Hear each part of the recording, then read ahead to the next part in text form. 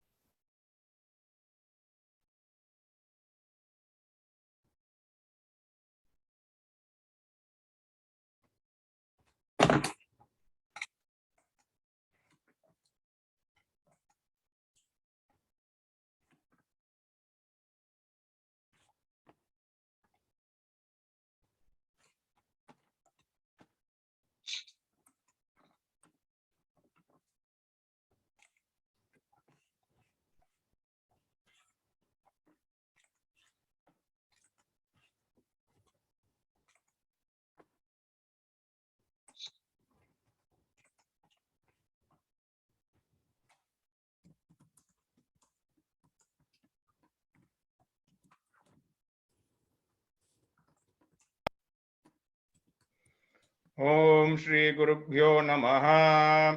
हरि ओम। वक्रतुंड महाकाय सूर्यकोटि समप्रभा निर्विघ्नं कुरु मे देव सर्वकार्येषु सर्वदा।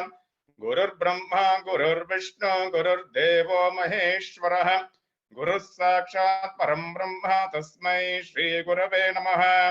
गुरवे सर्वलोकानां विशेषे पवरोगिणां हृदये सर्वविद्यानां श्रीदक्षिणामूर्तये नमः। श्रुतिस्मृतिपुराणानामालयं करुणालयं नमामि भगवत्पादशङ्करं लोकशङ्करम्। अपार करुणा सिन्धुं ज्ञानदं शान्तरूपिणं श्रीचन्द्रशेखरगुरुं प्रणमामि मुदान्वहम्। तदन्देवासि वर्यं च जीवोद्धारणतत्परम् श्रीजयेन्द्रगुरुं पूज्यं प्रणमामि मुदान्वहम्।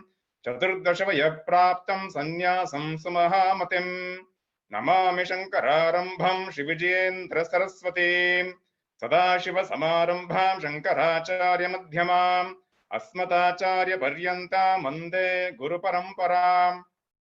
स्वस्ति वाचनम्। ओम श्री कांची कामकोटि पीठाधिपति जगद्गुरु श्री शंकराचार्य श्री चरणयोः श्री प्रणामाः। श्री गुरुभ्यो नमः। श्री महात्रिपुर सुंदरी समेत श्री चंद्रमौलीश्वराय नमः।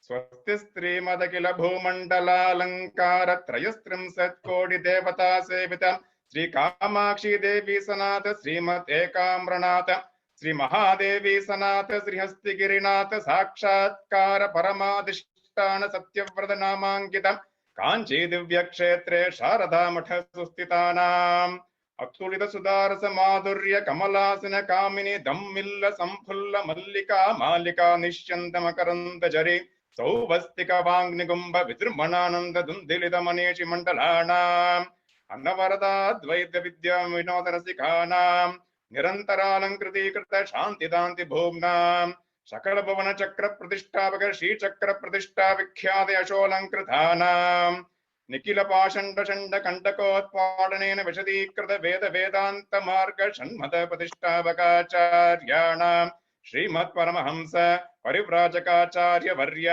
श्री जगद्गुरु श्रीमत् शंकर भगवत्पादाचार्याणां अधिष्ठाने सिंहासनाभिषिक्त श्रीमत् चंद्रशेखरेन्द्र सरस्वती संयमीन्द्राणाम् अधिष्ठाने सिंहासनाभिषिक्त श्री जयेन्द्र सरस्वती संयमीन्द्राणाम् अन्तेवासि वर्य श्रीमत् शंकर विजयेन्द्र सरस्वती श्रीपादानां च चरणनयनयोः सप्रचयं चाञ्जलिबद्धं च नमस्कुर्मः।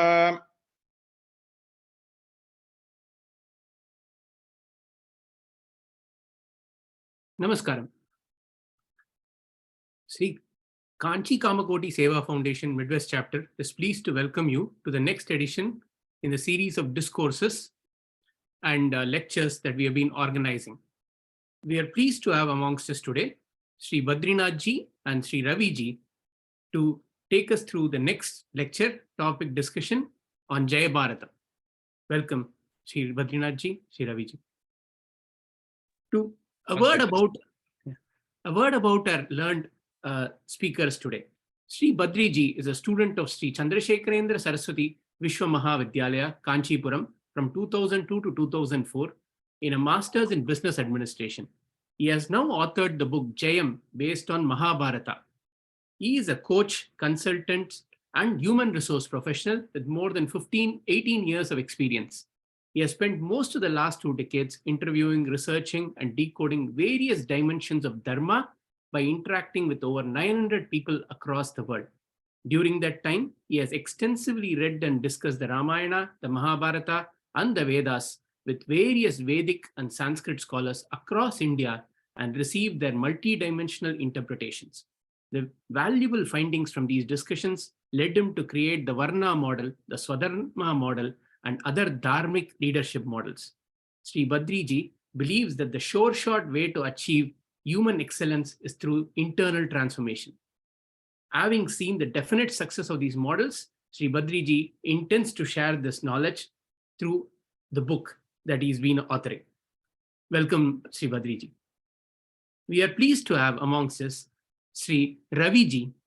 He is again, incidentally, a student of Shri Chandrasekhar Vishwa Mahavidyalaya, Kanchipuram from 1998 to 2001 with a master's in computer applications. He went on to do another master's in Illinois Institute of Technology in Chicago. He stayed there for a decade and was introduced to Ramakrishnan, affectionately called Ramki ji, in Lake Barrington, Illinois. He was tutored in Sundarakantam by Ramki ji under the auspices of Brahma Sabha. He came back to India and continued his Ramayana studies under Sri Srikant ji in Bangalore under the organization called as Web of Life Makers, run by Brahma Shri Rangan ji, son of Sri Krishna Premi Swami ji of Paranur. He further attended Yoga Shastra lessons from Ranganji himself. This student of Indian culture and in his other free time tries to share the teachings of Ramayana with children. For the last 3 years, he has been involved as an editor and content architect for a book called Jayam, co-authored with Shri Badrinath ji, which explains the dharmic concepts and solutions in the Mahabharata. Once again, the KKSF Midwest chapter is pleased to welcome both these illustrious gentlemen to the forum today.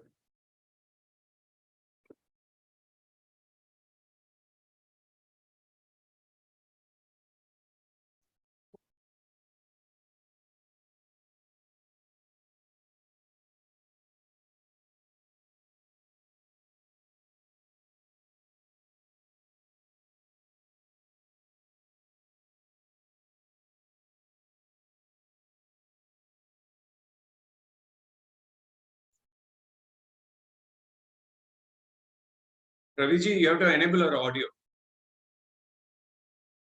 Sitaram, it is an honor for me to represent Shri Badrinath ji's book Jayam as an editor and as a content architect also. And it is an honor to talk to all of you. Namaskara, Sitaram. Let me share my screen here.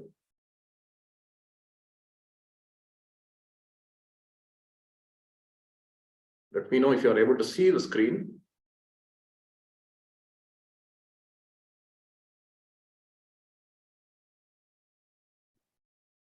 Are you able to visualize? Yeah, we're able to see, Raviji. Okay, right. Thank you. Sitaram. The topic of today is called as Mahabharata, Dharmic Sankatas in the Mahabharata. Why is it, before I dwell into it, why is it called as Mahabharata, not Mahabharata? Is Bharata or Jaya is the original name of Mahabharata, devised by Shri Vyasa. Then Vyasa's Sishyas came later on and expanded it into Mahabharata by adding several other stories. So Bharata or Jaya is the original name. It was called as Bharata, or the name kept by Vyasaji himself is called as Jaya. That is why Badriji's name is called as Jayam. And today we are going to explore the Dharma Sankatas in Mahabharata. Before we go into it, right, we would also explore what is Dharma, right, and what is the Vedas and how the Vedas are related to the Shrutis. We will see that. First, namaskara to Veda Vyasa and Shankara. Vyasaya Vishnurupaya Vyasarupaya Vishnave. Namo vai Brahma Nidaye Vasishtaya Namo Namaha. Shrutismriti Purananam Alayam Karunalayam Namami Bhagavatpada Shankaram Loka Shankaram.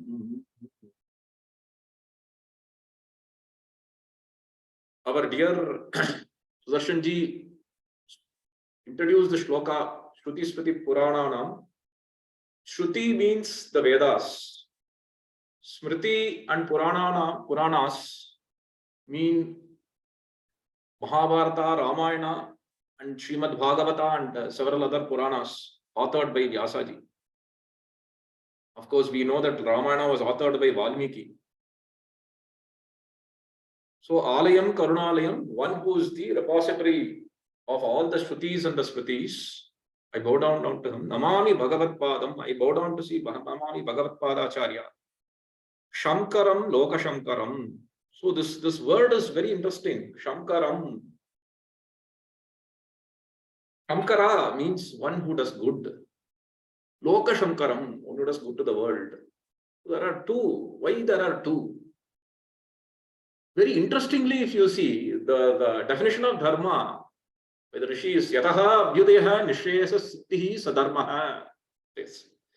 That which leads to universal welfare and eternal peace, nishreyasa, abhyudaya, universal welfare, and nishreyasa, eternal peace, is called as dharma, says our Guru, Dr. Ranganji.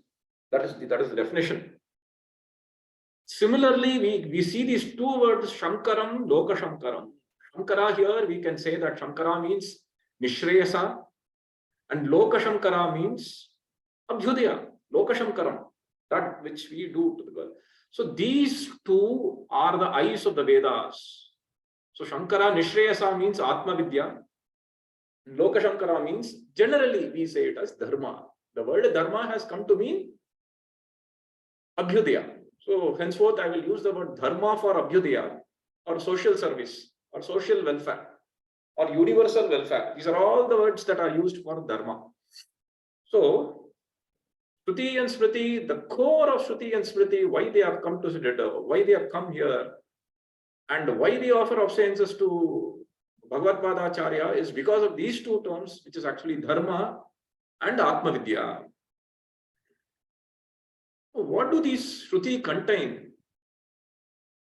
You see, Shruti has come down. What do the Vedas establish? What do the Shrutis and Smritis convey to us? We already saw it, that, I already told you that. The Vedas and the Mahabharata, Ramayana have come to establish Dharma. There's another beautiful word for Dharma. There's another beautiful definition which Ranganna gives. Dharma means nature. Nature. When it is the absolute nature, right, I'll just go to the next slide and come back. When it is, nature is two ways. When it is, there is relative nature and absolute nature. When it is absolute nature, it becomes into Atma Vidya. When it is relative nature, the same nature, it becomes into human nature. Human nature transactional nature, nature in the world. So it becomes into that which leads to universal welfare. So the same nature in a relative term is the universal welfare. So in relative terms, from a human standpoint of view, we can classify this into human nature and Atmik nature. So that is what Dharma tells us. I'll go back to the slide back. Now, what do the Vedas tell us? It tells us about this human nature and it tells us about the Atmik nature. Very interesting.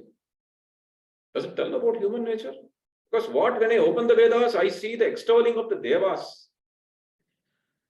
There is Varna Suktam, there is Vayu Suktam, there is Shri Suktam, there is Rudram, there is, so on and so forth, Agni Suktam, and so on and so forth. The extolling of the Devas are there, the extolling of the so-called gods. Right?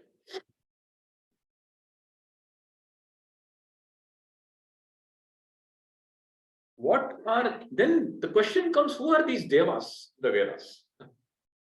That's like questioning, right? After all, we are a dharma-based religion, right? We are not a faith-based religion. We are not saying that I have faith in God, so I shall not question. We are the opposite. There are two kinds of religions in the world, which I will come to. One is the faith-based religions, one is dharma-based religions. We are the dharma-based religions, right? So we have the authority to question. We have to question. So who are the Devas in the Vedas? I'll let you know where I'm coming to. I've come here to say Mahabharata, but there is a link between the Vedas and the Mahabharata. That is where I'm actually coming to. The Vedas contain glory of the Devas for external. What do you mean external? Like external, we have Vayu, we have sun, we have Vayu means wind god, sun god, moon god. And what else? Indra, the god of lightning and rain. Rudra, the god of rain. So on and so forth. Agni, the god of fire. So does it mean that man was just worshipping these natural elements? No. It means the external elements, and it also means the internal conscious forces of nature. The Rishis have envisioned the forces of nature in the psychological world. And from an external perspective, the Devas are sentient natural forces that are manifest.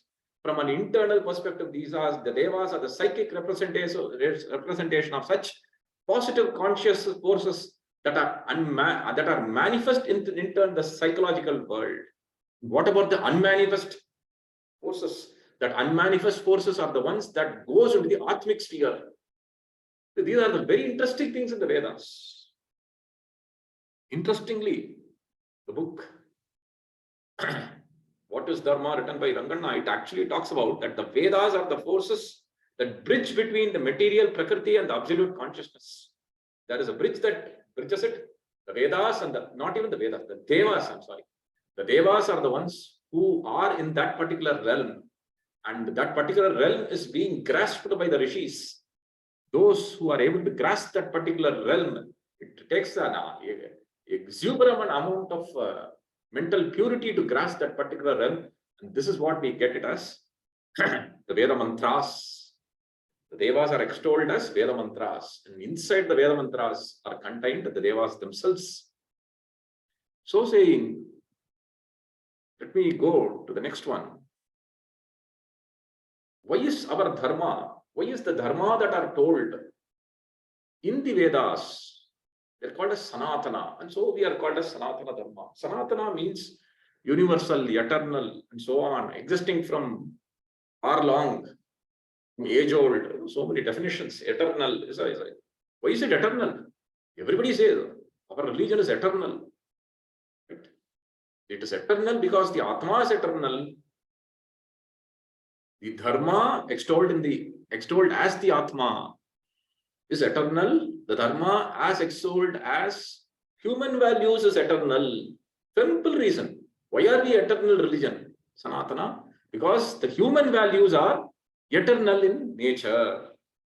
Hence, our religion is called as Sanatana Dharma. Right? So hence we come that, we have come to the conclusion that dharma is the core of our religion. We use God. Dharma is the core. We use God to go to dharma. It is not that we say that I believe in dharma, I believe in God. That is not the core of our religion. I believe in dharma is the core of our religion. And God helps us to be in this dharma. Right? So we already saw that there are faith-based religions. Faith-based means the faith will, the object of the faith will not be in dharma, in religions. And we have to be privileged. I would like to say that we are privileged to be in Sanatana Dharma, because in Sanatana Dharma, the object of faith is dharma. We are dharma-based religions. Those religions where faith is the core and values are supporting in nature to this faith is called as faith religions. Those religions where dharma is the core and faith is but a supporting factor to this is called as dharmic religions. All religions preach a futuristic state of wellness and happiness, which they either call it as heavens or paradise. But here in our Vedas, we call as paradise on earth. Shubhamastu shubhamapnoti pavamastu pavamakrite, says the Ramayana. Shubhamastu shubhamapnoti, very simple. If you are in dharma, if you are in shubham, if you do good, shubhamapnoti, you will get good. If you do papa, you will get bad. Very simple. Whether that translates that into a heaven, a futuristic heaven, or a futuristic paradise on earth, that is left to the believer. He can believe in heaven or he cannot believe in heaven. Heavens are being told in the Vedas. I mean, in our dharma, right? This heaven, as we call it, whether on earth, outside of it, is promised to the faithful one in the case of faith religions. The dharmic religions need dharma to be able to enter the gates of such a heaven on outside earth or inside earth, paradise on earth. So whether you want to make this life into a heaven or not, it depends on us, whether we are in dharma.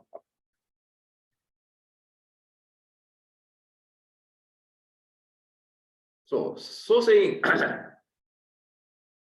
dharma is contained in the Vedas. Values, human values are the fulcrum. Human values are the fulcrum of the Mahabharata also. We should learn these human values, definitely. The Itihasas and Puranas reflect the dharma of the Vedas. Vedaha prachit sadasit sakshat Ramayanatmana. The Vedas felt compassionate. These devas, people are not able to understand because they are esoteric in nature. They are abstract in nature. Now, why are you told about devas, but why are the devas the human values? That's a very good question. Surya Atma, so the Surya himself is the Atma. I told you about that the one that is representing outside itself is our inner nature. What about Agni? What about Vayu? The one Agni is Agni outside, fire outside, but internally Agni is the passion for universal welfare. That is Agni. Varuna is water outside. Varuna is the cosmic order inside. Varuna. Rudra is the rain and the clouds and everything outside, but Rudra is the holy chaos that is inside. Vayu is wind outside. Vayu is the prana inside. Indra is the god of gods outside and is the god of thunder. But Indra inside is somebody who conquers the Vritrashura inside. What is Vritrashura here? Consumption forces. Like, I want to consume, I, for me, Mamakara and Ahamkara. There is one Indra god who consumes this particular Vritrasura. I want for me, I. He consumes this particular thing. He consumes the, there is in Vedas, there is a thing, that which consumes you. In the Vedas it says, right? So here Indra is somebody who conquers the consuming forces within us. So such characters, Vayu, and of course have to come to Yama. What is Yama? Yama is the restraining forces inside us. Let me be disciplined. Let me get up at the right time. Let me eat in the right way. Let me work in the right, have put efforts in the right way. Let me be in dharma. Let me not go to adharma. Let me behave in the right manner. So these are all things that are restraining forces. Those forces which discipline us, right? Those are all things that are told in the Vedas. So these external devas are actually representation of the internal psychological forces within us, which represent the dharma. I hope I'm getting it into the dharmic forces. The same restraining dharmic force. There's another force called as Vasu also. Vasu is the element inside us which makes us to honor our elders, which makes us to respect the attitude of respecting our elders, respecting the earlier generation, respecting the sampradaya. This Vasu came and was born in Mahabharata as Bhishma. The same Yama, the restraining force, was born as Dharmaputra. The same Vayu, the force, pranic force, which makes you to give the willpower towards dharma, is born as Bhima. And it's also Gatir Vayu, Burikshama. The Vayu also means a sense of direction towards dharma. Shows you the sense of direction towards dharma. That is what Badrinath also says inside the book Jayam, that the internal Vayu, this internal Bhima, we have an internal Bhima inside us who shows us the sense of direction and pushes you towards dharma. That is why when Draupadi is being, harassed in front of the crowd in Kurukshetra, in the Kuru assembly, Dharma, the Dharmaputra has the restraining force. Let me be obedient to my elders. Whereas Bhima is saying, no, let me kill Duryodhana, he says. Arjuna's Khandiva. Who's Arjuna here? The Putra of Indra. He says, let me conquer these consuming forces. Let me do that. Let me take my Khandiva. And no, Dharmaputra says, no. Stand put. Right? So these are the restraining forces under Dharmaputra. And who are the other two? Nakula and Sahadeva are the Ashwini Kumaras. The Ashwini Kumaras are the healing forces. Very rightfully, there is a very beautiful song. Maitrim Bhajat Hai. Maitrim Bhajat Hai. Maitrim Bhajat Hai, it talks about, there is a verse that comes. Maitrim Bhajat, the desire for friendship and brotherhood towards the entire universal world. Maitrim Bhajata Akila Hrijayatrim. It was authored by our own Mahapariva. So this particular book, Maitrim Bhajata Akila Hrijayatrim. Let us have friendship. Let us have universal brotherhood for the entire world. Interestingly, Yama in ancient Sanskrit means brother. Yami means brother, sister. So you can see those characters in the Mahabharata. Yama Dharmaraja, who is actually Dharmaputra himself, who has come down as Dharmaputra. He has this universal brotherhood to everybody. He feels the Kauravas are my brothers. The Kauravas are my brothers. All the wives of the Kaurava, my sister-in-laws, they are also my sisters. He has this feeling of universal brotherhood. And that is why he restrains. I know there will be war. Maitrim bhajata akila hrijayatrim. Why does he have this universal brotherhood? Atma vadheva paranapi pashyata. Because he is able to see Atma in everything. He is able to see. Hence we see that the ability to see oneness, intuition, the ability to see everybody as one, the whole family as one, the whole world as one. Atma Deva, the ability to see Atma in everybody. Paranapi Pashyata. He is able to see oneness in the entire world. Dharmaputra. Because of his ability to see, there is a restraining power. Let me be, let me not do adharma. These are all my brothers. Yuddham Tyajata Spardha Tyajata. In the court of Dharmaputra, let me take you to the court of Dharmaputra. Wait a minute. I have some. Yeah, this is the court of Dharmaputra. Right? But I will come back to this. But I wanted to show you this picture. Right? This is where Dharma is. Yuddham Tyajata. Let us restrain ourselves from Yuddha. Yuddham Tyajata. There's also another meaning. Yuddham Tyajata means let us restrain ourselves from our internal conflicts that are there between Satya and Dharma. We will talk about that. We are going to talk about that. That is what this book, Jayam by Badrinath, I was honored to actually edit this book. Actually, it talks about the various different kinds of internal conflicts that we have in Dharma. Yuddham Tyajata, the internal conflict, let there not be any internal conflicts. Manasa Vacha Hastabhyam, that which you think in your mind, let that be pure. Let that purity be extolled in your words, and let those words be extolled in your actions. Let there be a seamless, what do you call that? Synthesis between your Manasa, Vacha, and Hasta, and let the Manas be pure in Dharma. This is not conflict.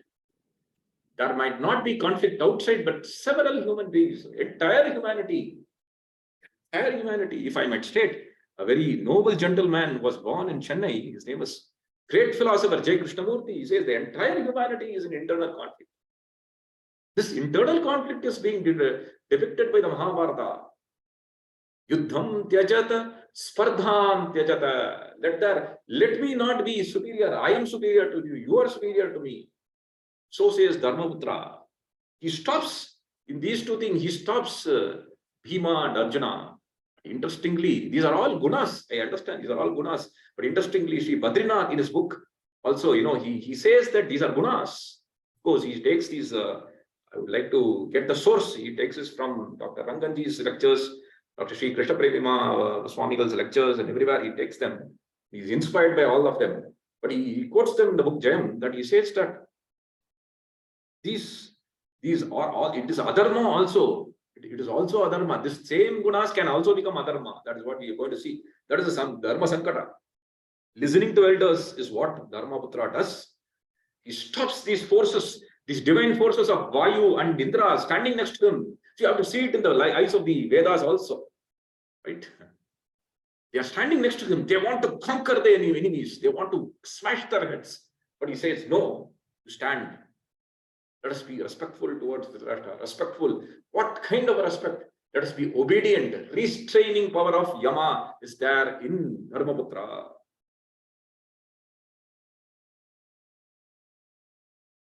I'll go back here. Let me go back, please. Allow me to go back. See, Dharma is a very difficult topic. So kindly excuse me if I am jumping between what you call slides here. So Mahabharata once again. So these characters are coming down. Vasu himself comes down as Bhishma. Once again, Dharmaraja himself also comes down as Vithura also. Who are Pandu and Dhritarashtra? Who are these characters? In the Vedas, to me, okay, I have not, especially there is a book written by Madhvacharya. Madhvacharya, by the way, once again, Ramayana tells Madhvacharya is it gives an indication. It doesn't tell explicitly that Madhvacharya is Vayu again, who comes as Hanuman and who's coming down as Madhva, Samartha, and Bhima. Bhima, Madhva, and Samartha. Obsciences onto them. I'm thinking of them right now.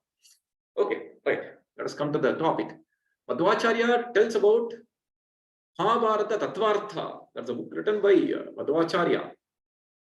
He talks about which particular Deva came as which particular character inside the Madhvacharya, in the Mahabharata.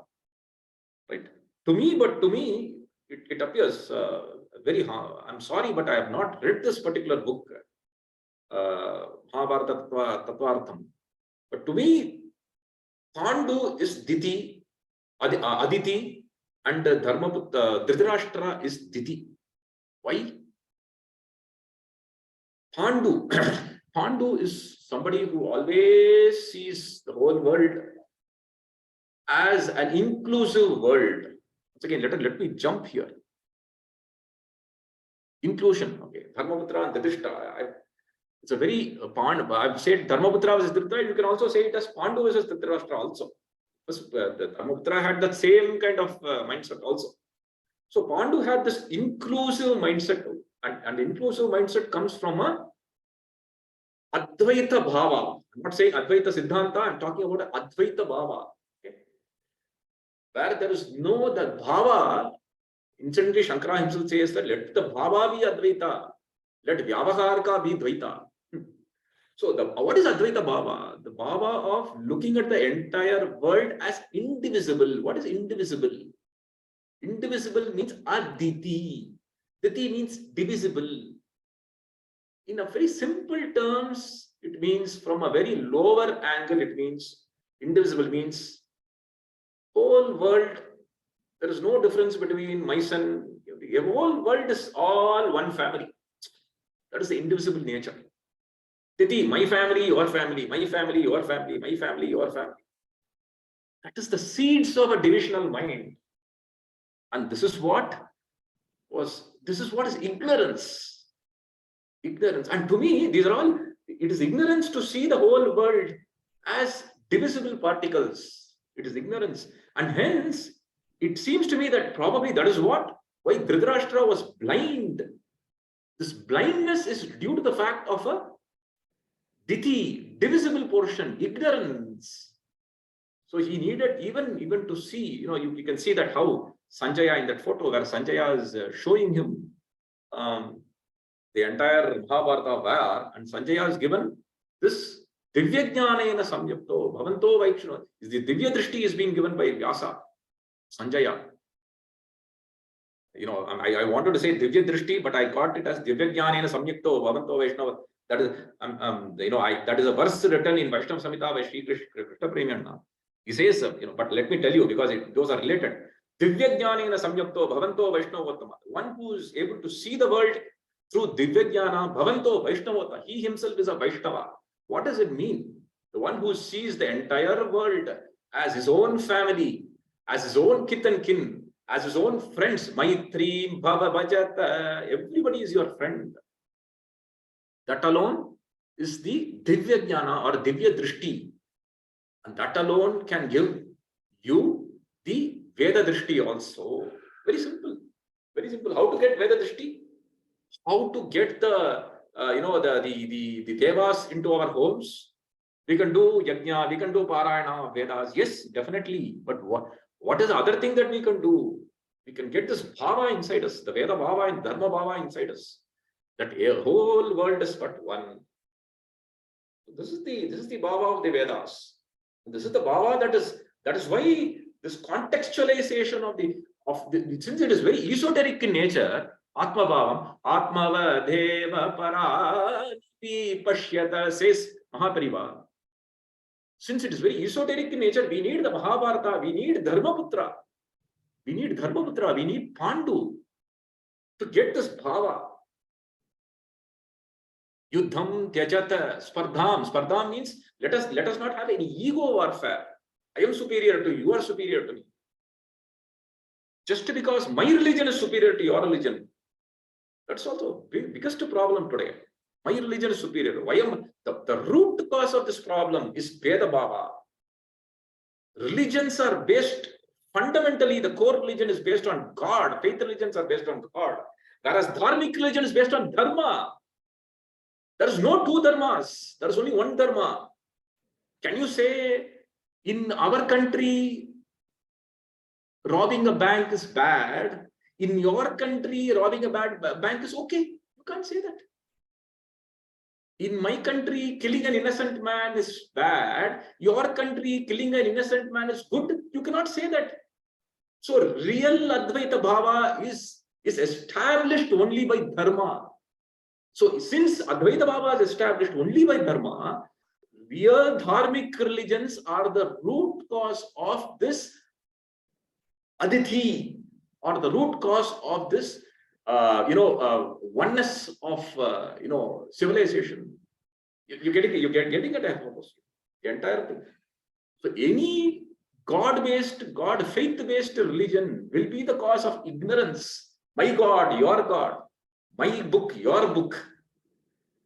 My way, your way. My way is superior. My God is superier. My book is superior to your book. Whatever prophet is superior to your prophet. My messenger is superior to one. And so on and so forth. It gets so on, keeps going on and on. As ours is a dharmic-based religion, dharma-based religion. We should be proud of it. This is our privilege that we are born in this religion. Why privilege? Because we are able to be aram se. Just like that, we are able to. No fight about supremacy either in the mind or outside. Right? But incidentally, this restraint is that we are like Dharmaputras like us. And this is what, once again, the book Jayam talks about, that Krishna is going to change this particular thing. He is going to come and say, Dharmaputra, Uttishta Bharata. Take the Gandiva, oh Arjuna. Arjuna is there in the battlefield. Arjuna is there in the battlefield and he wants to wage war, and he puts down the war. He's saying, oh Krishna, what do I see before? My uncle is there. My brothers are all there. My guru is there. My tata is there. How can I hit my tata? Isn't he the tata? And Krishna says, hey Arjuna, what is this? Where has this come?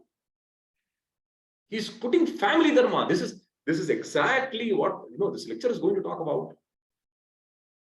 Lower dharmas and higher dharmas. Think what is lower dharmas. The next element. Lower dharmas and higher dharmas. Right? I'll take you back to the dharma conflicts in Mahabharata. Lower dharmas. What are the lower dharmas? It is very important. They are very important. Family dharma is a lower dharma. Community dharma is a lower dharma. Community, my community, very, very good. You have to do good for your community. You have to do good for your family. It's very good. Very good. Extremely good. It's called as group morality. My community, I'm doing good for my community alone. Doing good for your religion. Doing good for your country. But be careful. Is it in dharma? And what does dharma mean? I told you the definition of dharma. The definition of dharma is for universal welfare. Universal welfare. Is this dharma consistent with the universal welfare? Then you can do family. If your family that you are serving, if the guru that you are serving, if the religion that you are serving, if the country that you are serving is serving the cause of the universal welfare, which is dharma, then it's no problem. You can serve your family, you can serve your community, you can serve your husband, you can serve your everybody, your country, because indirectly you are serving dharma. But here, Arjuna, look at all of these people. Are they in dharma? Hence the book says, the Jayam book says, one should rise above family. In such cases, you should rise above family, rise above country, rise above your personal lower dharma and be in higher dharma, and you should hit these people. See them not as family. Develop your diti bhava. Develop your vyavaharikam. Dvaitam. Shankara says, develop your dvaita bhava, oh Arjuna. Take your Gandiva. You need to hit in order to establish. You need to hit adharma in order to establish karma. You need to hit the aditi bhava in order to establish the aditi bhava. Extolled by Pandu, extolled by Dharmaputra. Have you forgotten what happened inside the Kuru chambers? Have you forgotten that Bhima was killed? Attempt to kill. I'm sorry. Bhima was attempt to kill when he was a little boy. When he was a little boy. Let me come back to that. I'll come back to the Dhritarashtra. Inclusive mind, right? This was in fact, this was the seeds of adharma. Have you forgotten, no Arjuna? He says. The seeds of adharma was a very, very simple thing. When the Pandu children came home to Dhritarashtra, Dhritarashtra hugged them. He kissed them. He said, oh, fine, the palace is your palace, you can be the palace. Everything was fine. Everything was fine. So this means that dharma elements are there in adharmic people also. It is not like entirely black and white, that the Dhritarashtra is bad. No, nothing like that. He had the dharmic element inside him. Until that day. What is that day? That day, one child came, what happened? What happened, Dushasana? What happened? Duryodhana, what happened? I got beaten. Who beat you? Who can beat you? Bhima, he beat me. He beat me. So this is all happened. Simple thing. Bhima, he keeps beating me. 5-year-old child is telling. Dhritarashtra takes it very seriously. Until then, all the children, 105 they are there. Okay. Right. But after this, he's like, Bhima, he beat my child. My child is beaten by Bhima. That is where the Titi Bhava comes. The Dvaita Bhava comes, right? So once again, I have to be very careful. Advaitam, Advaita Bhava, Vyavaharikam, Dvaitam. So you have to be careful what to use that. Right? Discrimination should be, me and you should be there inside transactional. Or else, my money is your money, everything. No. In transactional world, my money is different, your money is different. But in a bhava, everybody is one. But here it comes, a small thing has happened, and a Diti Bhava has come inside. That is the seeds. And he says, this Bhima is killing. Today, if he's killing, he's beating my child. Tomorrow, he might kill my child. So that's just fear, a sense of fear. Sense of fear is, and then sense of covetousness. I shall not give anything to Bhima. Sense of coveting. I shall not give anything to Pandit. This was there throughout the Mahabharata. This sense of coveting was there. This sense of coveting. I shall keep this to myself, to myself, to myself, to myself, to myself. I shall not share. I shall not share. I shall not share. And from covet comes envy. What is he having? He gave Indraprastha to Dharmaputra. And Dharmaputra, how did Dharmaputra react to that Indraprastha? It was a barren land. It was a barren land. Right? It was a barren land that he got from Dhritarashtra. But yet, what was Dharmaputra's bhava? Very interesting bhava. Dharmaputra's bhava is very interesting. If we are sent to a God-forsaken, barren company with no profit, just imagine. All of us, we have to imagine like that because we can't understand the rulers. Suddenly you are sent to a company where there is no profit, there is nothing is going on in the company. You have to, grow the company from ground up. How will you feel? Right? A child is sent to a God-forsaken school. How will he feel? Right? But Dharmaputra did not feel. Jananim prithivim kamadugaste janako devah sakala dayad. Heard that? What does it mean? These are once again the same song. Jananim prithivim. Jananim, the world. Prithivim, the world gives enough for everybody, says Mahaprabhu. Kamadugaste, as much as you keep desiring, it gives. As long as you are in Dharma. Dharmo rakshati rakshitaha. And Krishna says to Kunti Mata, do not worry. When Dharmaputra goes to that barren land, when Dharmaputra goes to that barren land that was given by Dhritarashtra, that barren land will turn fertile because of Dharmaputra's Dharma inside and because of Arjuna and Bhima also. This such a Jananim Prithivim, this Mother Earth will give enough for you, he says. And Dharmaputra goes and tills the land, he establishes his kingdom, he builds a palace, and he doesn't build the palace, I'm sorry. The palace was built due to Krishna's grace. Janako Devaha, when Krishna is there, Janako Devaha Sakala Dayadu. Compassionate Krishna is there, Compassionate Krishna is there. Dharma is there in, the Dharmaputra's heart, and compassionate Krishna is there. And right now, an idea is there in my mind. This Dharma is the mother inside, and Krishna or the Guru or the God is the father. When the mother is there inside, the father comes along. Just that Baba comes to my mind right now, immediately. So saying, when that Janani Prithivim, once again, I want to say that what a beautiful song. Kamadugaste Janako Deva. Krishna is there. He builds a palace. He establishes the kingdom. Krishna is there throughout with the Pandavas.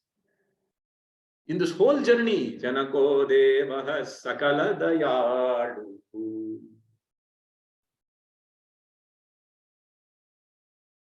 And they build, and all the people, they are saying Dharmaputra is ruling beautifully. Laws are beautiful over there. Laws are well positioned for all the varnas, for the businessmen, for the Kshatriyas, for the people who are studying, for the Brahmanas, for the laborers. Slowly, this whole population starts to go there. Slowly, the population starts drifting towards Dharmaputra's region that was given by Dhritarashtra. Barren region given by Dhritarashtra turns into a fertile kingdom, right? And because Krishna is there, Krishna alone? No. There are somebody else also. Damyatha dhatta dhayadvam janata. Damyatha. Dharma himself is there along with Dharmaputra. Damyatha, the restraining power. Damyatha. Dhatta. Dhatta means the giving power. You have to be very careful. These things are all the same words that are there in the Vedas are extolled in these three words. Damyatha, Datta, Dhayadvam, Janata. The restraining power of Dharmaputra is there within him. The giving power of Arjuna, and the giving means what? The dharmic action. Arjuna is the dharmic action. Bhima is the dharmic action. Damyatha, Datta, the Datta action. Right? See, usually what happens is that, especially with some of the priest community in the Sanatana Dharma, the Dhamyata is there within us, the Achara is there. But Datta, are we active in Dharma? No, I'm not talking about the Kamakoti Seva Foundation. You are all in action, definitely. That is there, but not everybody. Is the action in Dharma? Are we doing action towards universal welfare? Right? Not enough. It is there. I'm not saying it is not there. It is there, but not enough. Achara is there. Anushtana is there. Balapariva used to say, I want to go to the south, to the north, to the west, to the east. Beautifully used to say. He's saying, in the south, Achara is there. I know. But I want to go to the north to spread the Achara. To the west, to spread Vichara, and to the east, to spread Sanchara. He used to say that. And once again, to the south, he says to India, he says, I want to spread Prachara. So that, Dharma Prachara, he says, beautifully. I just remembered these words. So Achara is there, but the same element of Datta is not there. Damyatha, Datta. Here Datta is in the form of Arjuna and Bhima. Dhayadvam. And just I remembered a story. One man came to ask charity. I want charity so that I want to do some yajna. I want to do charity. Can you give me some charity? Oh, Dharmaputra. So one very poor man came. I want to do some yajna. I want to also take care of my family. I don't have money. Then Dharmaputra was very busy. He was saying, I'm going for a meeting right now. You please come tomorrow. Then Bhima, what he does? Immediately he says, Bhima, he says, okay, let that. Then when Dharmaputra goes to the meeting, comes back, Bhima is arranging one big pandal in front of the house. He's putting Vadyam, everything, Bhima, everything. Then he says, Bhima, what is happening here? Why are you putting pandal? Why is the Vadyam? Is there a festivity? Yeah, there is festivity. I have seen my brother. He seems to understand that He knows he's become a Bhavishya Drishti. He can even see the future. So I'm preparing all these festivities. I don't know whether this is actually there in the Mahabharata, but here and say, my grandfather, once again, Sampradaya, right? My grandfather used to tell these stories. And then he says, what did I see in the future? No, somebody came, right? You wanted to give Dharma, and he said, come tomorrow. And that means that you know that you will live tomorrow. Very nice. Very nice. See this heart of Bharata, Bhima, heart of Bhima. That is heart of Bhima. So he says, Dharmaputra says, Bhima, you are right. Bhima, you are right. Call that man. Immediately, today itself, I'll give Dharma to him. And Arjuna also is another story comes. This comes in the Jayam book also. There is once again, one small, very pious, very poor Brahmana comes. He says, he knocks on the door. He says, I think it happened in Dwarka. I think, but Arjuna was there in Dwarka also with Krishna. And at that point of time, is there Dharma here? He just calls out. Once again, don't hold me against me for the exactness of the story, but he says, is there Dharma here? Dharma's gone. Dharma's gone. He cries out. Night, 2 o'clock. Wakes up. What is this? Why are you crying in the night? Dharma's gone. Dharma's gone. What is Dharma gone? And nobody seems to care in the Dharma. He says, what is your problem? Tell me. What is your problem? Don't shout in the night. Everybody's sleeping. Don't shout. He says, no. I used to keep my, that they used to do a fire using a wood. That wood they used to prepare. With that firewood only they used to prepare they used to do the everyday's yajnas to the welfare of the entire world. They used to do yajnas. This firewood was taken by some kind of an animal, some deer or something, and it has run away. And he says, what will I do? What will I do? Tomorrow there is no thing, and there is no protection in this kingdom. What kind of protection you are giving? What is police doing? Like that he started shouting. An animal came and immediately Arjuna picked up his Gandiva. He says, I will go find the deer. I will go find your fire stick and come back. See, there are very, very big stories but these are all very beautiful stories inside, the entire Mahabharata. So this is Datta, the Datta giving power. Dayadvam is the Ashwini Kumaras, who are actually in the form of Nakula and Sahadeva. Dhamyata Datta Dayadvam Janata Shreyo Bhuya Sakala Jana. Dhamyata Datta Dayadvam. Compassion is in the form of Nakula and Sahadeva. A beautiful story comes in the Mahabharata where Nakula and Sahadeva, after the war, end of the day where the war is over, Nakula and Sahadeva, they are very good in Ayurveda. They can give healing powers to the fallen soldiers. So they go around, they give this medicine to the fallen soldiers so that they are not, their pain is assuaged. And they go and then they see Karna lying in the battlefield. He's also hurt. They go apply this particular, this paste on Karna also.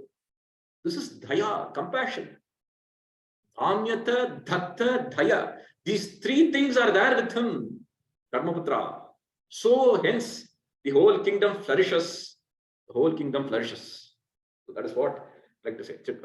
Sorry, a little bit digressed here. Let me go back to the thing. So because of these elements, right? There is something called as lower dharma and higher dharma. He started out of that, right? Dhamyata datta dayadvam janata shreyo bhuya sakala janana. So in this dharmic conflicts in Mahabharata, the book Jayam talks about 4 concepts: dharma, satya, nyaya, niti. Dharma is the universal welfare we already talked about. Satya's truth. Satya's truth is very contextual. Truth should lead towards dharma. Very, very important element. Sometimes there might be conflicts between satya and dharma. There might be conflicts between satya and dharma. Nyaya is the transactional truth. Right? So, Nyaya is a transactional truth, is a transactional dharma. For example, if you are going to a bank, if the bank, instead of you are asking for 1,000 rupees, if he gives you 1,200 rupees and he doesn't count 1,100 rupees into 1,000, it is a transactional. You have to give that 100 rupees back. That is nyaya, anyaya. Niti is the law of the land. Niti is the law of the land. These are all concepts that can be in conflict within each other. Dharma can be in conflict with Satya. Dharma can be in conflict with Nyaya. Satya can be in conflict with Nyaya. And Satya and Nyaya and Dharma can be in conflict with Niti of the land. The land, the law of the land can be adharmic sometimes. Thus, dharmic conflicts happen, and we have to go beyond these dharmic conflicts to actually establish the universal Dharma. It's very hard, actually. It's very hard. Dharma religion, though we are saying Dharma religion, we are Dharma religion, yeah, I did say that we are privileged to be in Dharma religion, but it is a great challenge to be in Dharma religion also. It's a very great challenge to be in Dharma religion also. Let me also, quickly go through the different, kind of conflicts that were there with various personalities inside Mahabharata. Bhishma, all of you know. See, I'm assuming that all of you know because if I start, I don't have much time here. If I start telling the story, probably in a second session, I can start talking about it in detail. But assuming that you know, Bhishma comes to Satyavati's fisherman's house, and he says, my father, Shantanu Maharaja, is desiring the marriage of your daughter. Will you be able to give it? He says, yeah, no, I cannot be able to give it because, in your house, she'll become the second wife. The children that she bores will not rule the kingdom. They will not be there, and all these things. And then Bhishma's talking, he's talking. So very interesting thing to note is that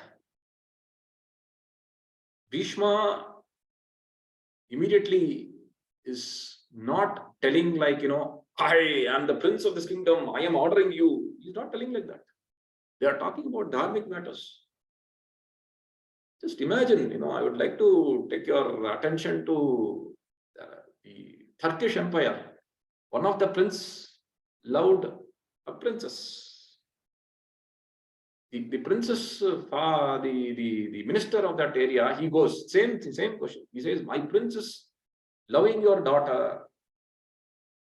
Right, loving your daughter, right? And he says, better, you come to court and you come to the palace and offer your daughter. He says, no, I do not want to offer my daughter. And finally, what happens is that in that kingdom, that girl got kidnapped and you offered to that prince. This happened. This is usually that happens in other kingdoms. But here in India, in Bharatadesha, it's very strange that, there is a dialogue going on between a fisherman and a prince. The dialogue that is going on. Unbelievable. Unbelievable. And finally, what happened.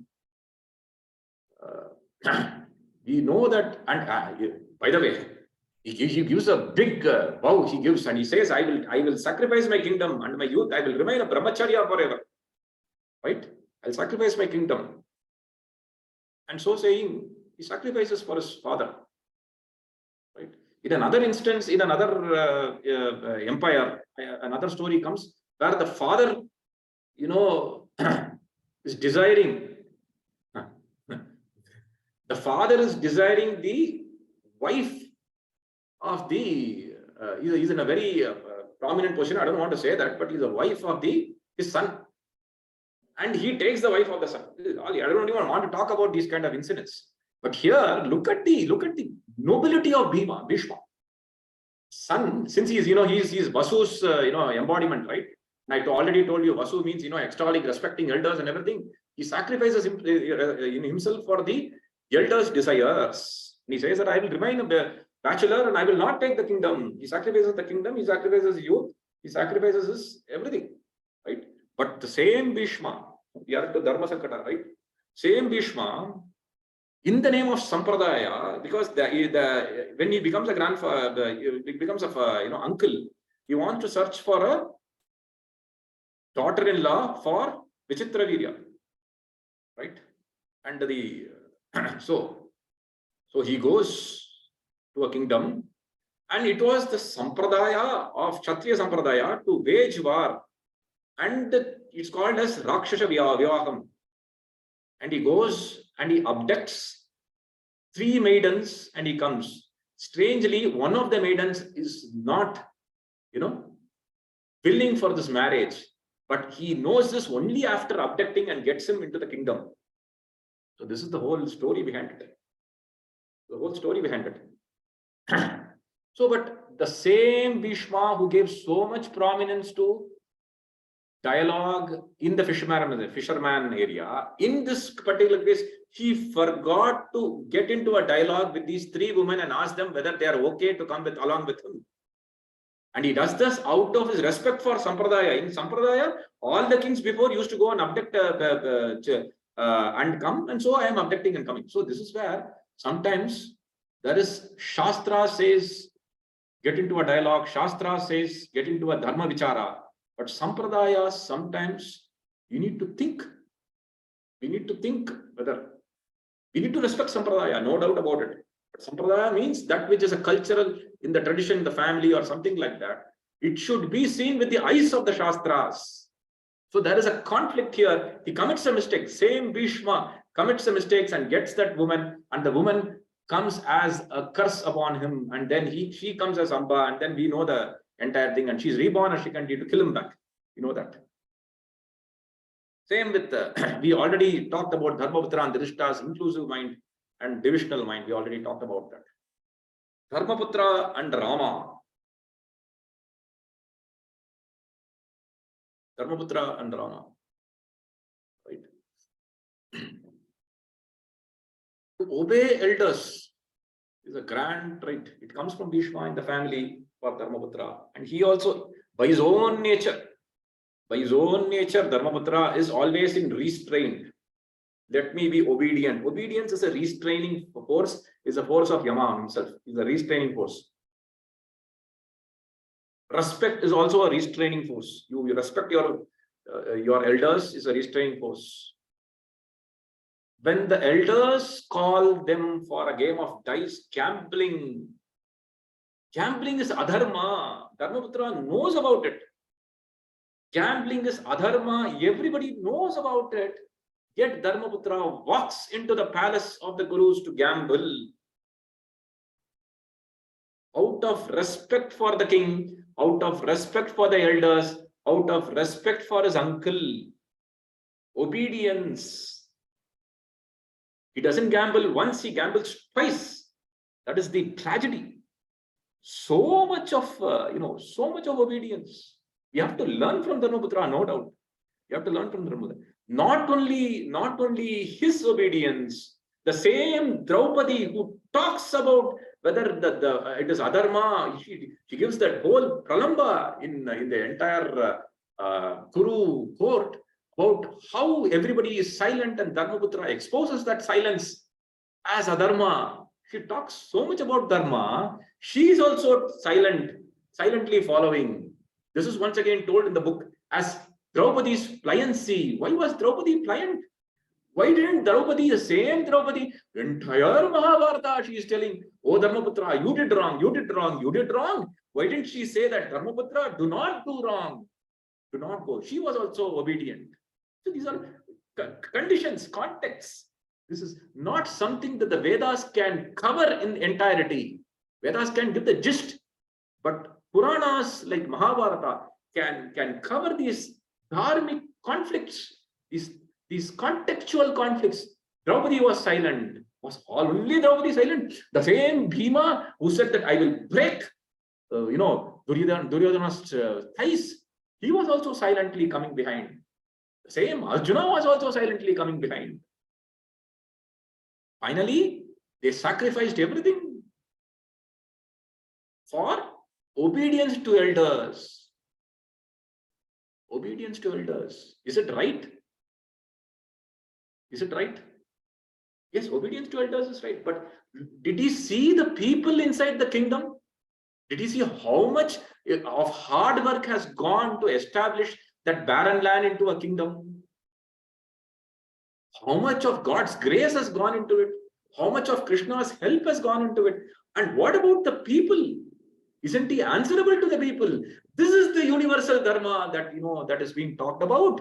This universal dharma was relinquished by Dharmaputra. This universal dharma was renounced by Dharmaputra.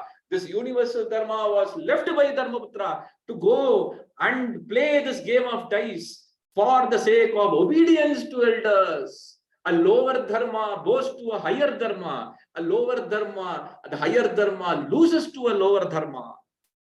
There is a dharma conflict here. And Dharmaputra also does wrong. This is what is told later on by Balarama also. You might say that, Balarama did not, take part in the war. Balarama was right. He is once again, who is he? He is the embodiment of the Jagannatha. By the way, Jagannatha temple has Balarama. So many ideas coming in right now. Embodiment of Jagannatha. He says, Dharmaputra, you also did wrong. You went to that gambling. Why did you go to that gambling? How can you gamble your kingdom? How can you gamble the people's wishes? How can you gamble the people's desires and passions for universal? How can you gamble everything? You also did wrong. This is another. But here, Rama sacrifices for truth. Rama's sacrifice is for a promise. They are not one and the same. Rama in the Ramayana sacrifices the kingdom, the people's wishes, the same things. He sacrifices his entire kingdom against everybody's wishes. He sacrifices because his father gave the word. His father gave the word, a promise to who? Kaikeyi. Promise must be kept. Satya must be kept. This is not transactional nyaya. Once again, right? Let us not be confused. In order to keep a satya, I gave my word, transactional nyaya. I am so and so on and so forth. I'm forsaking dharma, my swadharma, I'm forcing. It's not like that. It is once your promise is given, it becomes into absolute satya. So absolute satya gains prominence over swadharma here, because Satyo Dharma Pradishtitete. So Satya is embodied in Dharma. Satya is the fundamental element of Dharma. So hence in Rama's case, Rama sacrifices the entire kingdom for truth, for a promise, for Satya. So that is different, whereas Yudhishthira's sacrifices for obedience to elders is different. Rama's sacrifice is not a Dharma Sankata, but Yudhishthira's sacrifice is a Dharma Sankata. So saying, I wanted to cover several other, we can cover it. If, Kanchi Kamakoti Foundation gives me the another session, I can cover Vikarna and Karna, very important. This needs a lot of time. Yujutsa and Shalya, and Dharmaputra and Yudhishthira, or how you should withdraw from the kingdom. So these are all things that I would like to cover. So, but rest of the 20 minutes, we have the honor of having Badrinath with us. Sitaram, thank you very much.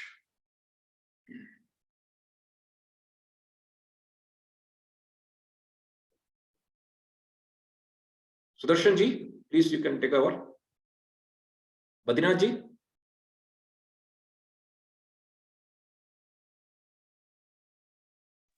Yes, Raviji. Yeah, please. I'll stop sharing here. Okay.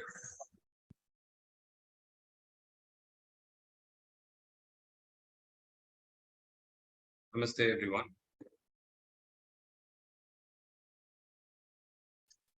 I don't know how to stop sharing. Should I pause share here? 1 second. I think if you share your screen, my screen sharing will. Let me just. Okay. Yeah, go ahead, Badriji. Yeah, please.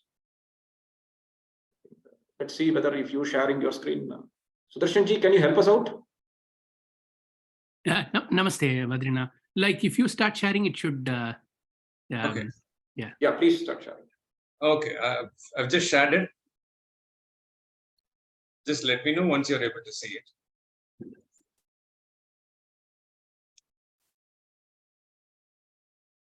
You're able to see? Not yet. Okay. Namaste everyone. Thank you for the opportunity to discuss Mahabharata. Before I start, I want to take a moment and reflect upon the avatars of Rama and Krishna. I think as Raviji very rightly pointed out, there are different vidyas that Sanatana Dharma offers to us. But I remember listening to Shri Krishna Anna in one of his upanyasas that for Atma Vidya, there are some adhikaris, there are some recipients for that, but it could be very less. But when it comes to Dharma, all of us are recipients. Everybody in this world, not just Hindus, but even other religions and people of other nationalities and races, everybody is a recipient to that, because Dharma is not a choice. It is for every one of us to follow, for sure.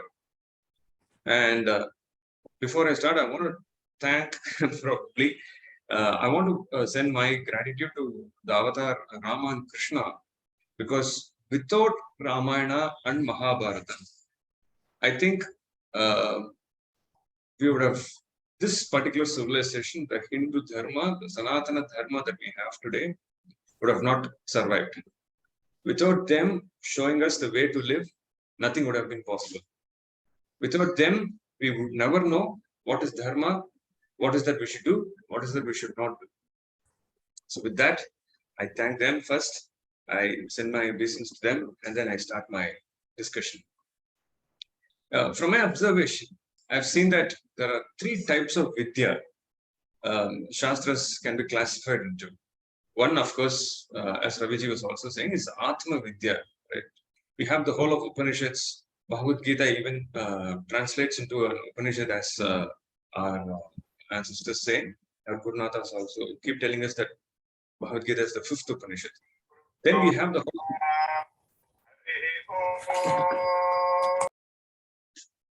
we also have the Bhakti Vidya, where under Bhakti Vidya we have every other text, which is, could be a Bhakti Shastras, could be Yajna Homa, because even Homas and Yajnas can be looked at as a Bhakti. And then the third is Dharma Vidya, which I see. So this Dharma Vidya is where I believe Ramayana and Mahabharata come. This very unique contribution, first to Sanatana Dharma itself, and secondly to the whole of to the whole world as such. The particular book that we are discussing, but Mahabharata focuses on Dharma Vidya, and so does the book Jayam. It focuses on the Dharma and Dharma Sukshma aspects of the whole living process is concerned. I'll move to the next slide. So, why do we need Dharma Vidya? When we look at Mahabharata, I see there are at least four dimensions that Mahabharata very broadly covers, both Mahabharata and Ramayana. Particularly, Mahabharata covers the Dharma Sukshma elements in it. The four connects that I see that are there across Mahabharata and Ramayana. Psychological connect, which means your professional and personal. For a human being, there's a professional connect, there's a personal connect. So the Varna Dharma clearly explains the professional capabilities, the professional idea behind every person. Then, of course, the personal Dharma, which is your Ashrama Dharma, Brahmacharya, Grihastha, Vanaprastha, and Sannyasta, wherever we are, it applies to us. Mahabharata discusses all these in detail. Then there is the family connect, wherein it is not just about me, but it is about the people with whom I live every day. So that's covered under Kudumba Dharma. We see Yudhishthira living as a great family man. Most importantly, Krishna and Rama have showed us through numerous examples as how to live. Then we have the social connect, the Sneha Dharma.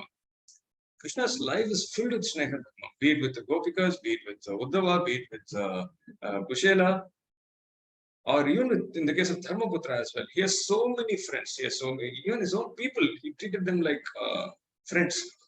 There are so many kings who supported Dharmaputra throughout his life, and they were all with him on Sneha Dharma. Then, of course, there is this universal connect that is clearly shown in Mahabharata, which is established through the Pancharina idea, which all of us know. Deva, Rina, Pitrurina, Rishi, Bhuta, and Manushya. So when we go through Mahabharata, what happens is we subtly understand all the dharmas that are applicable to our lives on a day-to-day basis. So how should I become a better, professionally, how should I become a better person? How should I behave well in the family? How should I establish myself as a responsible leader within the family? In Kudumba Dharma, how should I behave not just with my family, but with my extended family? Krishna's life is an example. Rama's life is an example. Dharmaputra's life is an example. Then the social connect is there. How do I behave socially? With respect to, there are some overlaps from the Varna Dharma probably. For example, how do I behave as a person who is in a particular profession? How do I behave? These are very clearly explained. And of course, going beyond all this, as a human being, how do I establish my connection with the whole cosmos, with the whole nature? That is explained through the actions of Dharmaputra, Krishna, and their lives. So this Dharma Vidya, if we were to go to very different texts, for example, if we were to go to Dharma Shastras and learn them, codify them, the coded language that is written there, then we can get some instances. But if we were to go to Ramayana and Mahabharata, they become a one-stop solution where we get all these dharmas in a nutshell and as narratives, which means they are just available as stories, and it is enough if we remember the stories.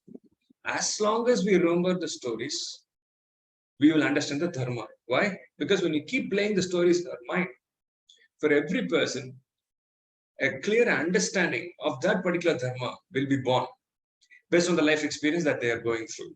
So that, I believe, is the biggest advantage we have, which I really don't know whether we have such an amazing story or an itihasa available in any other system. But in the Hindu way of life, in Sanatana Dharma, we have both Ramayana and Mahabharata. Ramayana, I believe, it explains the dharma elements, and Mahabharata, to a larger extent, covers the dharma sukshma element, the very subtle dimensions of dharma. But there is another dimension that Raviji also touched today, which is that, these all is Indra, Yama, Vayu, Agni, everybody is present. But when I look at Mahabharata Tatparya Nirnaya, it's one of the greatest granthas ever written, I believe, by Shri Madhvacharya himself. In that, we find that Shri Madhvacharya clearly establishes the idea that this Yama, Agni, Vayu are not just an external world, but are available within us, which Raviji also said. They are all available within us, which means this Mahabharata that happened, that Krishna made it happen in the external world, is nothing but a reflection of our internal world within our Hridaya. So whatever we see inside is what Krishna depicted outside. Those characters, that Karna is within us. There is a person within us who doesn't advise a friend at the right time. That is Karna within us. There is probably a Duryodhana within us who, for a moment at least, feels jealous when our cousin becomes wealthy. There is a Dharmaputra within us who, in the name of respect, is not assertive. There is probably a Shalya within us who is getting employed in an organization because we have to meet our ends, not knowing or not willing to understand that the organization is doing some harm to the society in the larger sense. So these characters are not external characters. These are not just stories to be remembered. These are forces of nature within us. And that is the precise understanding we get when we look at Mahabharata Tatparya Nirnaya by Shri Madhvacharya. Through the particular vision that he provides, if we were to look at Mahabharata, we will know something very interesting. I'll take you to the next slide. That there are doshas within us. It is very easy to tell that, I know this value, I know that value. But it is little more tough to understand and probably very tough to agree, at least to ourselves, not to the external world, that there are doshas within me and I have to correct them. Because even Adi Shankaracharya in his Viveka Chudamani describes in detail about the Arishat Varga, Kama, Krodha, Loga, Moha, Madam, Mascharya. Then Adi Shankaracharya also adds a couple of more to the list. Damba, Asuya. Damba is hypocrisy. Asuya is envy.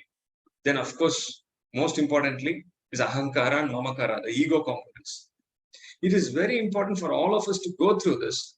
It is probably a little tough to understand them as individual ideas or concepts. But when you understand that Duryodhana was the personification of envy, Dhritarashtra was the personification of envy and jealousy. In total, both of them together are the summation of all the negative qualities within us. Dharmaputra is the reluctance within us.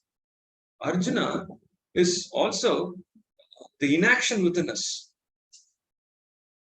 Bhima is the non-assertive behavior during a very critical situation.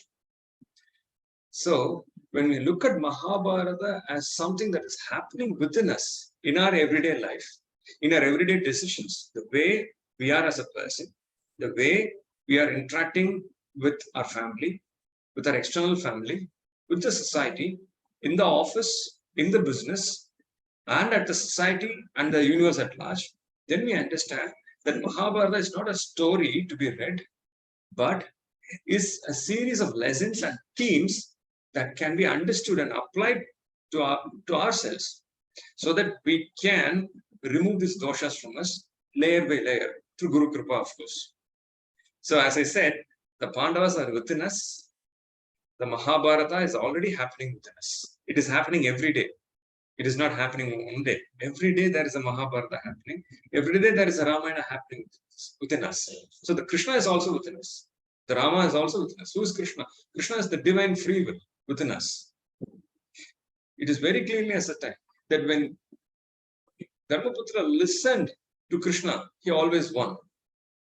When he didn't listen to Krishna, but went to Hastinapur, play the game of dice, he lost. So, in Kali Yuga, there is one Tatparya that we clearly understand, is that if someone wants to be in the path of Dharma, people like all of us, we want to be in the pursuit of Dharma, it is very important to have the grace of Guru and the grace of God. So Krishna and Rama need to be with us. That was the case with Dharmaputra. Whenever he didn't have Krishna, he was not able to pursue on the line of Dharma.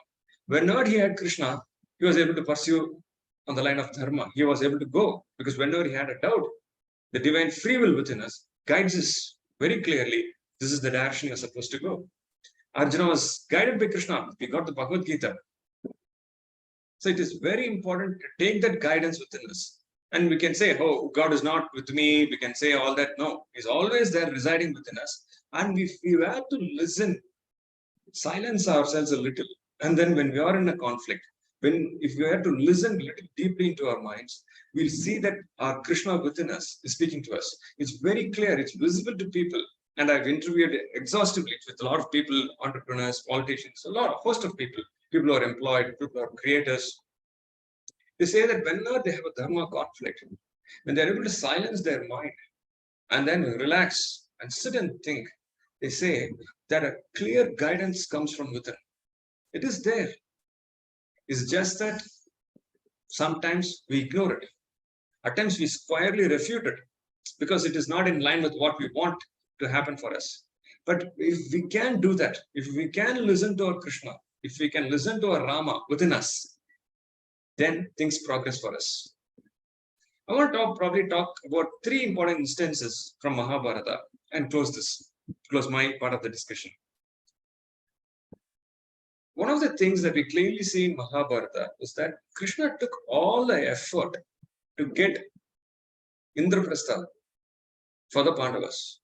Without Krishna, Dharmaputra would have never got Indraprastha. Why? Because to begin with, Dhritarashtra himself was not interested in splitting the property. He was a caretaker to Pandu's property, but over a period of time, he developed an attachment towards the property. And when the time came and people were supporting Dharmaputra, and he knew that Dharmaputra has to become the Yuvaraja, then he very reluctantly made him. How? Because Krishna negotiated and got it. There's so much effort. Multiple times Krishna goes and convinces, and he creates the elders. He pushes the elders to support Dharmaputra. There's a whole negotiation process which we have detailed in the book, and because of which he got it. And not only that, Krishna for the next couple of years runs back and forth between Dwaraka and Mahabharata. It's very clearly recorded. To advise Dharmaputra on the various dharmas, on the laws and procedures, the way of the conduct for a Kshatriya, for a politician, for an able leader. So Krishna took care of Dharmaputra with respect to establishing Indraprastha. But we see something very, very interesting. Dharmaputra, in the name of respect, goes to Hastinapur, plays the game of dice, and loses everything. He completely loses everything. Then the question comes, was Dharmaputra careless towards what he actually got in life? Many of us are like that. Through luck, through effort, probably ancestors' grace and their hard work and effort, we got something in our lives. But what happens is over a period of time, due to our carelessness, we completely lose it. For example, in the last 1,000 years, we have significantly lost some sampradayas, some practices, some traditions are lost. But of course, Gurunathas come again and again and resurrect it and then give it back to us because of their apara karuna. But the point is, we are careless with respect to a lot of things in our lives. It is not just about sampradayas, in our own lives, with our own, a simple thing like, not a simple thing, an important thing like property, an important thing like our job, an important thing like our talent. We become careless towards sharpening our talent. So what happens? We lose it. We initially got an opportunity to establish something, but over a period of time, there's a decline in our behavior. We take it for granted. Probably Dharmaputra took Indraprastha for granted. Probably because he didn't earn for it. Probably Krishna, he didn't realize how much Krishna struggled for it. We are probably like that. So it is important to look at our doshas because it is not Dharmaputra's dosha, because that component of dosha could be present in us. Could be. I'll take you to the second dimension. It is Draupadi's pliancy, which Raviji briefly touched upon. Draupadi, the day she was hurt in the court of Hastinapur, very assertively questions every elder there. And Draupadi as a character, all of us who have gone through Mahabharata, we clearly know is a very assertive person. She was not a submissive person at all. If that is the case, and also she very clearly tells in the court that Dharmaputra was cunningly invited, and here there is no blemish on his side. If that is the case, if she knew that there is no blemish on his side, that he was very cunningly invited, and that he is a good person, the question then comes is, what stopped her from stopping Dharmaputra and assertively questioning him in Indraprastha when Dharmaputra said, I will go to Hastinapur, all of you come with me, I'm going to play dice and lose the property. If she could question Dharmaputra, if she could question all of them in Hastinapur, why didn't she question Dharmaputra in Indraprastha? Because for the assertive woman that she is, if she had questioned, Dharmaputra could have stopped. But there is no record in Mahabharata that she questioned, which only takes us to a conclusion that she became very submissive. A partner at home or in business or even in an office, we work with somebody. When they don't question us or when we don't allow them to question us at the right time, at the most critical juncture in our lives, what happens is that we could fail. So there are two things. One is whether we have given the freedom for anybody to question those stakeholders in our lives, our partners in house, our partners in business, our partners in office, in the social space, anywhere and everywhere, to question us at the right time. And are they questioning us? Provided we have given them the freedom to do that. So that is on Draupadi's pliancy. So submission, compliance is always not dharma. Just like Dharmaputra's carelessness led to adharma, Draupadi's compliance also in a way contributed to the incidents that actually happened a little later in Hastinapur. The third dimension I want to discuss about is Vithura's neutrality. Vithura is somebody who clearly knew the Shastras very well. He is the author of Vithura Niti. He has given us Vithura Niti about justice. If a person clearly knows the justice of the place, needs what is to be done, why is that he didn't fight on the side of Dharmaputra?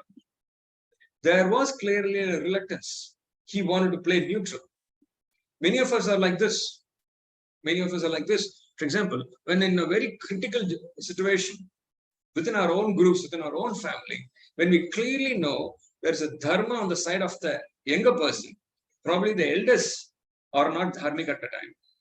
We might not choose to side with the younger person and stand with him or her and support her because we assume that you are disrespectful to the elders. Probably that's what Vithura did. Here, neutrality in this situation itself becomes a dharma. Vithura is not to be thought of as someone who doesn't know to fight. He clearly knows to fight because we see that in Mahabharata, when he decides not to fight, he has a bow, he has an arrow and bow, and then he breaks the bow in the entrance of the Hastinapur court and then goes on a pilgrimage. That's not the way to behave. It is like saying, your elder brother doesn't support the younger brother when the parents and in-laws and everybody, is trying to come forth on that particular person. At that time, the elder brother needs to stand up and stand on the side of the younger brother and say, no, Dharma is on his side. I stand with him. At that time, if the elder brother chooses to be neutral and then say, okay, let them fight, let them come to a conclusion, what happens is the dharma of the situation might never be established. These are some dharma sukshma elements that we get from Mahabharata. In every character, through every character and the moral dilemmas, the dharma sukshma that they go through, we just don't understand how they went through it and how they came out of it. But when we reflect upon their lives, we can clearly understand that it is applicable to us, and probably in many instances, we ourselves are committing those errors. So this dharma kshetra, the dharma kshetra, guru kshetra, I think that is how Mahabharata shloka, the whole grantha starts. Dharma kshetra is actually our heart. And Mahabharata, the Kurukshetra within the Dharma Kshetra is the Kurukshetra, which is our moral dilemmas, the Dharma elements that are within us. And that battle has already begun. The moment we are born, after 10, 15 years, when we start understanding what is right and wrong, I think the whole Dharma Yuddha has already begun, and it is already happening within our hearts.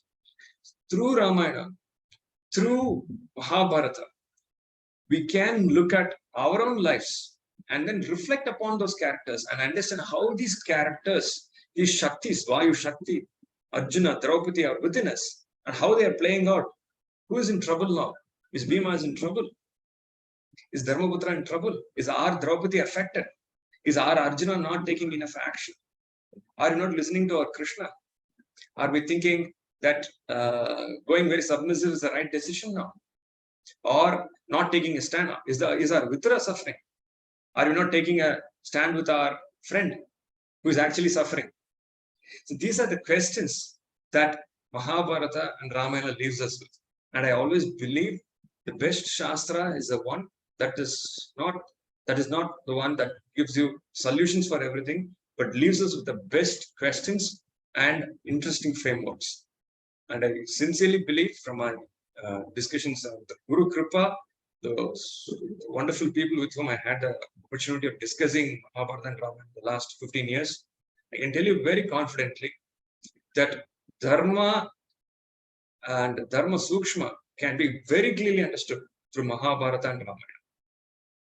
Namaste and thank you for the opportunity.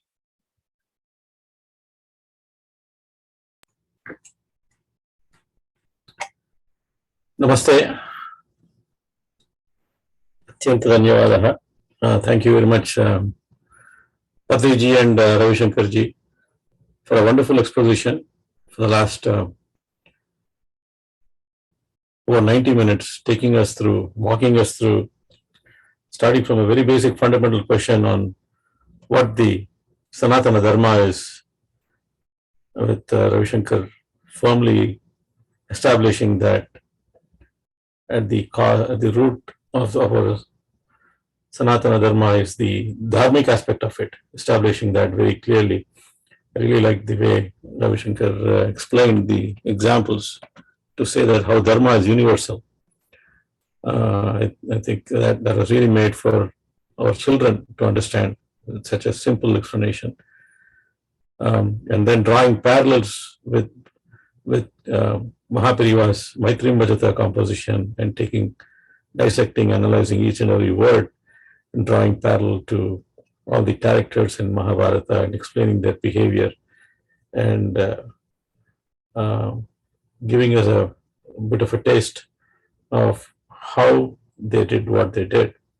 I think that was a very, very powerful explanation, Ravishankar. And then Badrinath ji, your explanation and correlation of the doshas that come out. You wonderfully said so.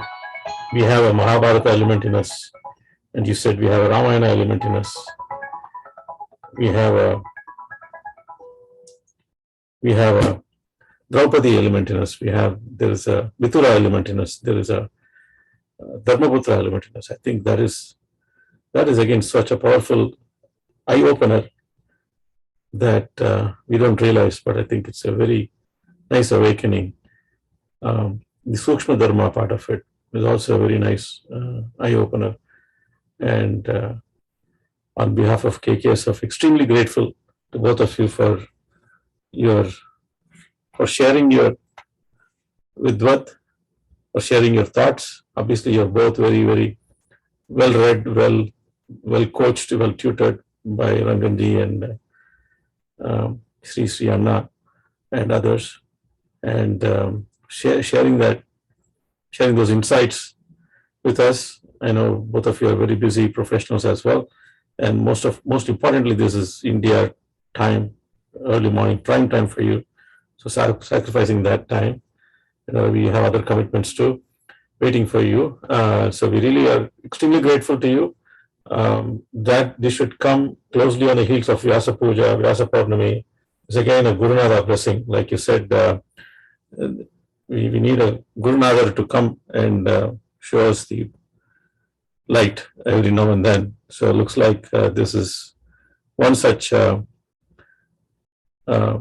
illumination of a dharmic path by our Gurunadas. So hopefully we will continue on this path, and thank you all, thank you both of you, and we will look forward to the book being published. I believe the book is going to be published very soon. Is that right, Badri?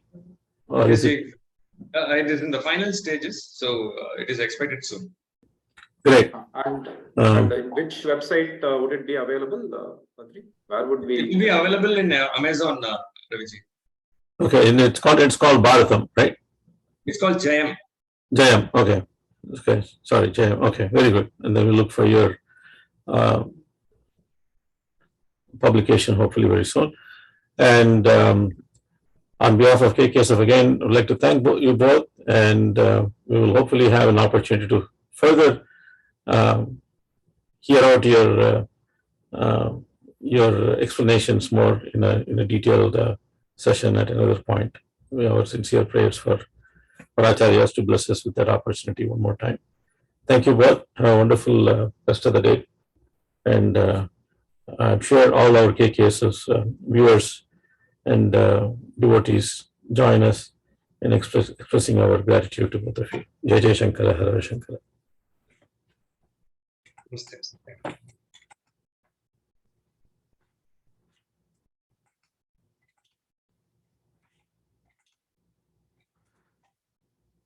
அருமையா இருந்தது.